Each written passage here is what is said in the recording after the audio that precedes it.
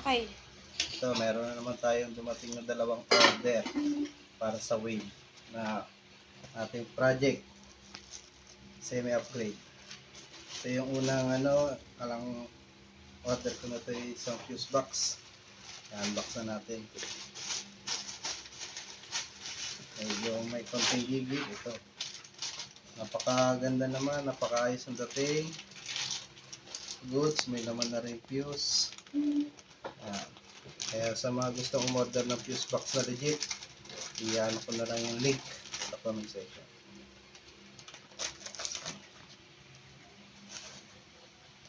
Yan.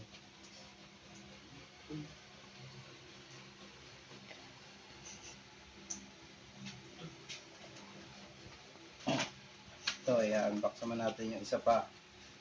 Ito isang block assembly ng Wave 110 Alpha CX. Simpleng upgrade lang din. Unboxing. Salamat seller kasi medyo okay ang pagkakabalot, makapal ang bubble wrap.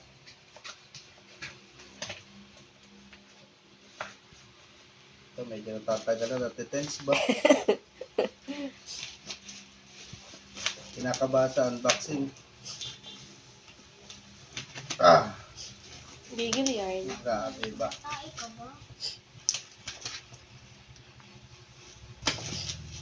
Na open ko na siya sa wakas. Ito na. Wave 110 53mm semi-upgrade. Ito na yan, unboxing na natin kung ano yung laman.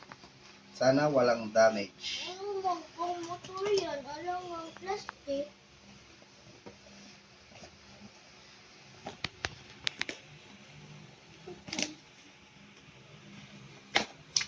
Ito na.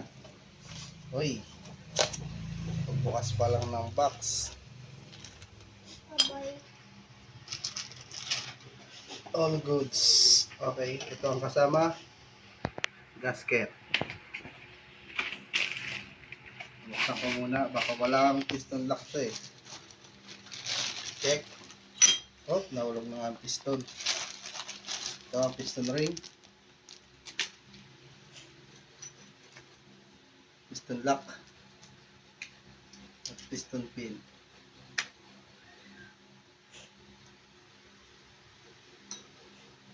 Napakaganda.